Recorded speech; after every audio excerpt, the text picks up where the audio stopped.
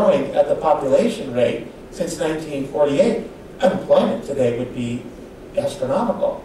So even though we are losing jobs to technology and exporting businesses for cheaper labor resources, employment growth has actually been spectacular. It's just math, and it's just an observation. I leave it to you really to draw your own conclusion. But I want to move on to why is the abundant made scarce? Again, all three of these things, zero-sum cycles, full employment, profit scarcity, or the abundant made scarce, is all to maximize profit.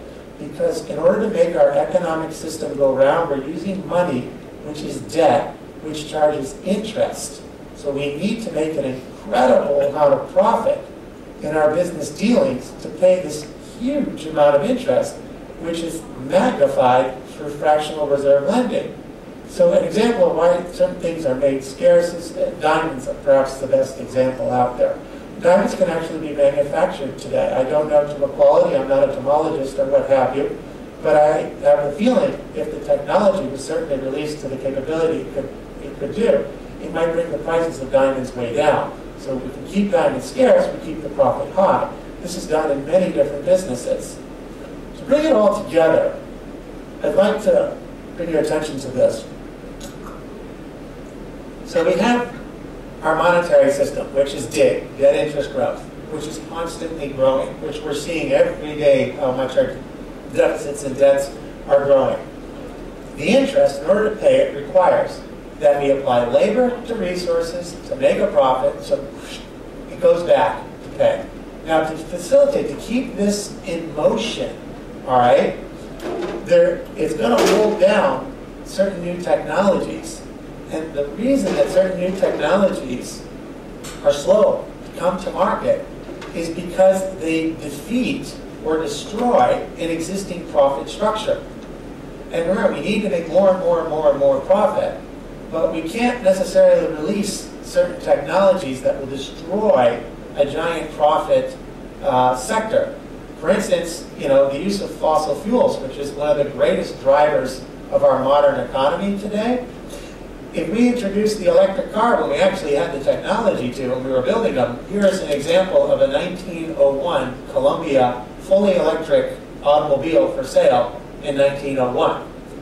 Here we have on the right the 2012 Nissan Leaf. Okay, we had that technology 111 years ago. But we didn't release it back then because Standard Oil was just coming on the forefront, and at the turn of the century, we weren't sure whether we were going to use gas combustible engines to drive motor cars or electric ones. But which one would generate a greater profit?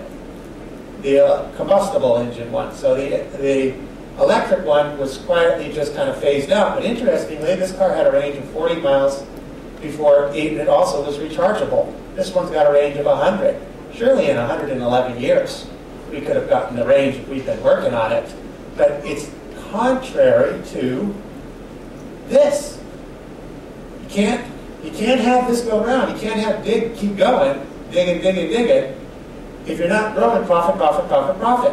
And so new technologies are held down, and our standard of living, consequently, is held down because of this monetary system we use. And this is where I'm saying we're going off the school path, and this is stuff that isn't, traditionally taught. Usually gets supply, demand, and stuff like that. But let's talk about other technologies that you might not be aware of, just briefly, that have been held back because they destroy certain profit centers. For instance, we're all familiar with a wireless phone call. We all do it all the time, right? I mean, it's no big deal. Well, did you know at the same time that the first wireless phone calls were created, so was wireless electricity? This whole using wires and everything, that nonsense, don't really need to do it. We invented that back in 1898. But it would have destroyed the utility industry and a huge profit center. So you're actually beginning to see this right now. Duracell is selling for $79 a little docking station. You plug it in and you throw your iPhone onto it, and magically the electricity jumps from the board, no plugs, no wires, and charges your battery. Whoa, how does that happen? It's been happening for over 100 and some odd years. I mean, the person who first invented this went out to a field in Colorado, put a bunch of light bulbs out in a cornfield, along with some generators, and lit them all up. But you know, in any event, there's been lots of technologies that would hold down profit and have been held back because of that. Geothermal electric power, we've got evidence that we've been using that to heat Turkish baths. Roman goes back 6,000 years. The first hydrogen engine, or the first combustible engine, wasn't gas, it was hydrogen. And when we talk about, oh, the new hydrogen engine coming out and everything else like that, it's not new. It's over 200 years old. It was invented by a Swiss scientist in 1804. Electric cars, this is debatable about when we've had the first actual mobile electric cars, and what's a very interesting technology is vacuum tubes combined with maglev trains. This is when you take a train, put it in a vacuum tube like you've seen at the bank, and because there is no air resistance, and think no moving parts that need to be replaced and replenished and all that kind of stuff, since there's no air resistance, the train through this kind of a tube, depending on who you talk to, can move at speeds of 4,000 to 15,000 miles per hour. Flying is dangerous and outdated, but we don't do it because it destroys the entire aviation industry. There's no cost to putting these in once they're put in. And it sounds crazy and so forth, but this is just the way that observationally, if you just look at it, this is what you might see.